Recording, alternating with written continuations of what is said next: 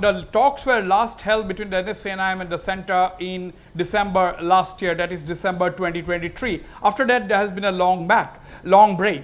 And suddenly, the talks resumed on the 9th of October, that is 4 days ago on Wednesday. Now, everybody thought that the talks, there will be one round of talks and that is going to be over and inconclusive. But we have learned, and as we have been reporting throughout the day today, that the talks have been going on ever since the 9th of October, and already 3 rounds of talks have taken place, and the 4th round of talks between the NSCN-IM and the Government of India is likely to be held in New Delhi tomorrow. The talks, as you know, are being from the NSCN side. The talk team is being led by Mr. V.S. Atem, one of the top leaders of the NSCN-IM.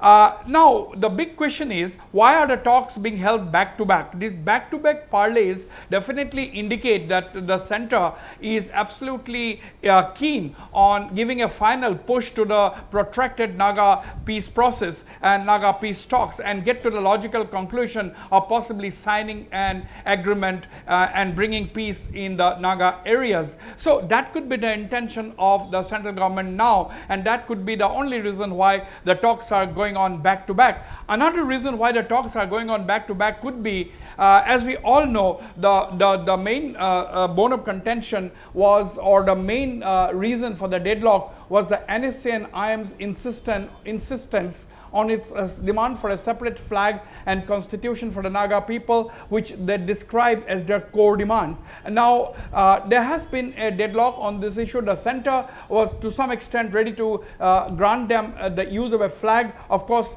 to be flown not along with the tricolour, to be used only for cultural purposes. But as far as the constitution, there was a distinct no as far as the centre was concerned. Now, this was the bone of contention. That was the point where the two sides were stuck as far as the talks were concerned. Now, therefore, the big question is whether the two sides have been able to move past this deadlock, whether the NSCN-IM have come up with a new proposal, whether the centre had given the NSCN-IM a new proposal. So these are big questions, answers to which we don't know as of now. But since we are closely following the dialogue in New Delhi, we are getting to know from our sources that the two sides are trying to hammer out a solution. As for the Nagas, they are bent on an acceptable and honorable solution to the protracted Naga problem. And why not? At the end of the day, this Naga problem has been going on ever since India's independence, that is more than 7 decades ago. And even the dialogue, it is 27 years now. It started in 1997 when the talks first started following the signing of a truce, a ceasefire between the two sides. Of course, the ceasefire has been renewed over the years from time to time.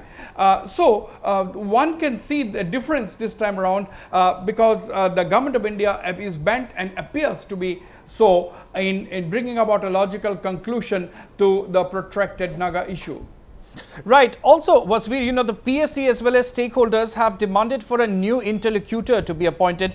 Do you think this is something that the Government of India would consider at this juncture?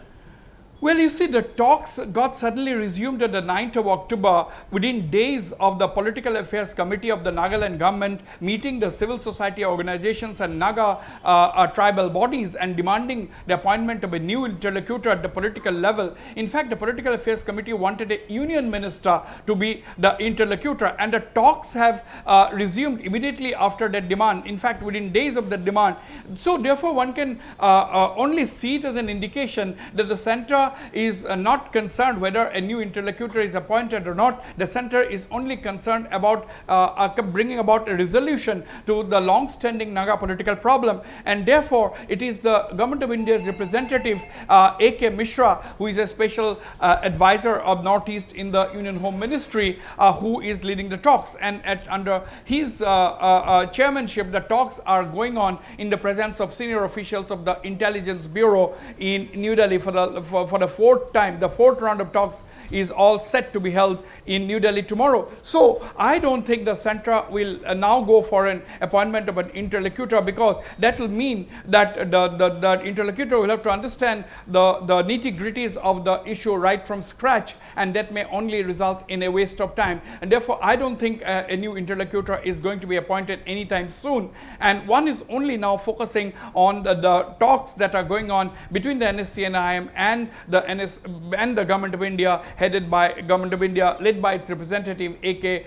Mishra. And another thing, Raunak, the centre may be in fact in a hurry, or there has been an urgency lent into the negotiation process with the NSCN-IM, because the other big issue in Nagaland is the issue of the Eastern Nagaland People's or Eastern Naga People's Organization's demand for a frontier Nagaland territory that is also in an advanced stage. The ENPO, as we have reported, had set a deadline of October 31 to the Nagaland government, within which time to respond to the Union government's draft proposal, draft agreement. So the Government of India has furnished the draft agreement to the Nagaland government several months ago, and the Nagaland government has not responded to it despite repeated reminders by the ENPO. And that is the reason why the ENPO has come up with a deadline of October 31st, within which asking the Nagaland government to reply within that deadline of 31st October. After that, the ENPO obviously is going to come up with its action plan. Already the executive committee of the ENPO is meeting on the 1st of November